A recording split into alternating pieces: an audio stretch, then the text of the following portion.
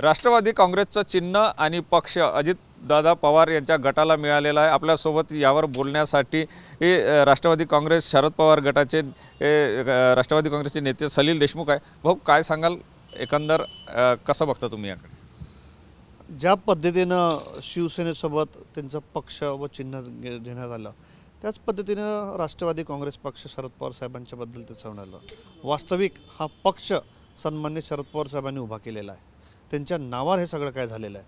आणि आज दुर्दैव की केंद्राची सहाय्यता घेऊन आणि ह्या सगळ्याच्या गोष्टीला मॅनेज करून या ठिकाणी आज हा पक्ष आणि चिन्ह हा पवार साहेबांकडे, सन्मान्य शरद पवार साहेबांकडे नाही राहिला, हे दुर्दैव आहे। पण हा जो निर्णय लागला हा अपेक्षित होता ना? नाही, ज्या वेळेस शिवसेनेचं अशा पद्धतीचा निर्णय आला त्यावेळेसच असं कुठंतरी सगळे लोक चर्चा करायचे म्हणायचे।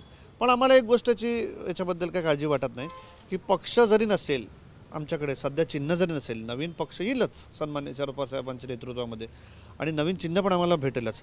पण लोक आम्हाला सोडून गेलेले नाही, जनता तिथंच्या तिथंच आहे।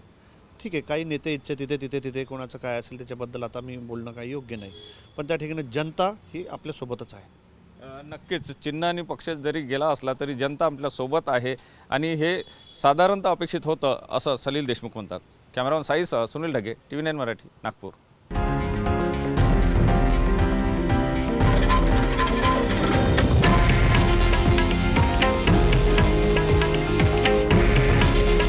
हे आहे देशातील नंबर 1 न्यूज नेटवर्क आणि आपण पाहत आहात TV9 मराठी। काळजी तुमची, हित महाराष्ट्राचं।